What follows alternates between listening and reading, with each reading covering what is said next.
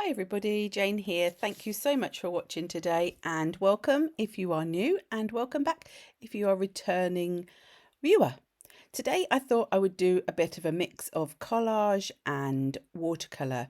Now as you can see, the watercolours I'm intending to use are the Kuretake Gansai Tambi and this is the Art Nouveau set. And the colours I chose were Ecru Beige, Coral Pink, Pale Aqua, Cobalt Turquoise Light and Grayish Blue. And I chose them by using this piece of collage paper from the Maremi collage book Summer Stories. I'd already decided I wanted to do something sort of beachy themed because for us here in the UK it's summertime and I wanted to sort of capture that seaside vibe, especially since I do live on quite a small island where we are surrounded by beaches. And seagulls in particular are a feature of my everyday life. We have a lot of seagulls. I live right by a port on the north part of the Isle of Wight, and we hear them. They make themselves heard day in, night out, whichever way you say that. So I wanted to combine a background with the paints and then use a piece of the collage paper to create more of a scene today rather than individual elements. And I wanted to have another go at using some of my different paintbrushes. I made a video which I will add in the description box and I will link at the end recently, where I was using different shapes of brushes, but I used them in quite small areas and I didn't feel like I got a good feel for them. Now this wasn't specifically to do that in this video, but I thought whilst I was putting this paint down, it would be a good time to test out how these brushes felt and what I thought about using different ways I could use them, because I do believe the more you experiment with brushes and paints and papers and all sorts of different art and craft materials, the more you learn what you like, how to use them, or how you want to use them is probably the more important way. So I am sort of just applying the paint to create a sort of scene. So the bottom is meant to sort of be more of the sandy part of a beach and the top is the sky and the sea. And I wasn't overly thinking about making this look realistic. I wasn't overly thinking about, how it was going to blend with my paper because I knew that it was going to become a part of the background. And so I just wanted to have a little bit of fun, a little bit of play with this, and that's always a good way to get to know your supplies.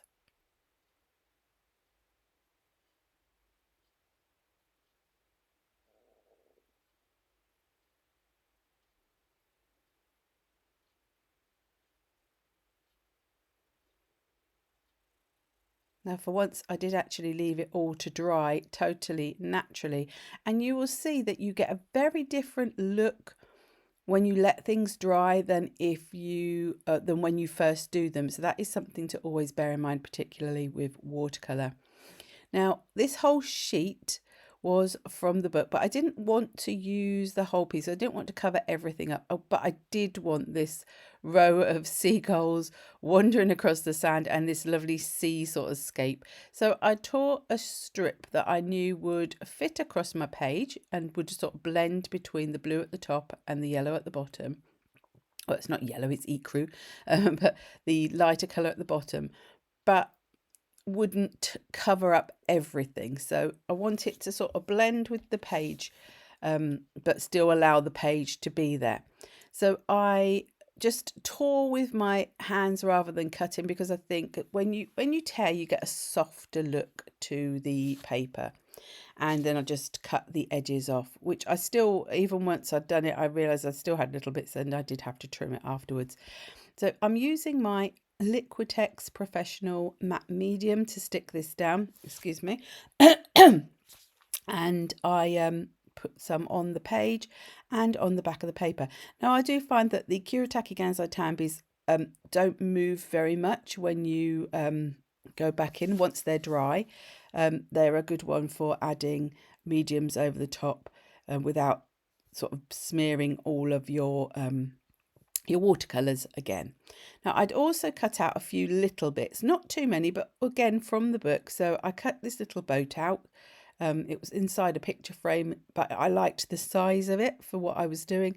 And then I wanted just a few little bottles just down in the foreground, just for something different. Now, I wasn't going mad with this page at all. I didn't want too much going on. I just wanted the paper and the paints to mostly speak for themselves. So once I stick them down, I also then go over with the matte medium. Now the matte medium can, for some other mediums you then might want to add over the top, may add a bit of a resist because it is an acrylic medium. So if that is a concern to you and you wanted to add other things over the top that you felt might not like that matte medium, then you could add a layer of clear gesso or watercolour ground if you was using watercolours, just to make a primer for your next mediums. I wanted to add something into this. I just felt it looked a little plain. So I've got this stamp set from Polkadoodles. It is called Vintage Text, and I'm using the Vintage Photo to add some around. And some areas I didn't stamp very well, but it's in the background, so I wasn't too worried. This may be also a good time to mention to you that I have now actually enabled memberships on my channel. Now, this does not affect the day-to-day running of my channel. I will still be putting up 3 videos every week, just as I always do, for anybody to be able to watch. The idea of a membership is for people who want to maybe support the channel a bit further and get some little sort of extra perks. If they would like to do that, it's for those people. Now, at the moment, I have a very basic level of membership. It's just £1.99 per month, and you can join and leave whenever you want with that. It's £1.99 a month, and you get a special supporters badge, and you get shout outs on my video, and you will see that at the end of this video with my first shout out to my first 2 lovely super supporters, which is what I'm calling my first tier of my membership. However, my plan is in the long run to then maybe build up those levels and have sort of levels where we have maybe members only live streams and things like that. I want to see how it goes. That won't be now until after the summer. We've got a lot going on this summer, and so it will be from September onwards that I start thinking about those other things. But I will pop a link in the description box in case you are interested in seeing it. Just go and have a look. Or there's no pressure for anybody to join, and certainly if you did join, you can leave after a month or 2 months or whatever, and join at any time. So I had also splattered some white ink because in the paper there was some white splats already sort of in the design, so I added that across the whole of the background, which I really felt drew the page together. And I picked out this sentiment from the Summer Stories book and cut it into 3 pieces. It was in one long strip, but I cut it up, and I'm just gluing this on with some actual Cosmic Shimmer acrylic glue, which is like just a regular white PVA style glue. Now, I should probably in reality I should leave that to dry properly, but I wanted to get on and do the next stage. So I'm using my Derwent Inktense pencil, and it is charcoal grey, which is a really nice one.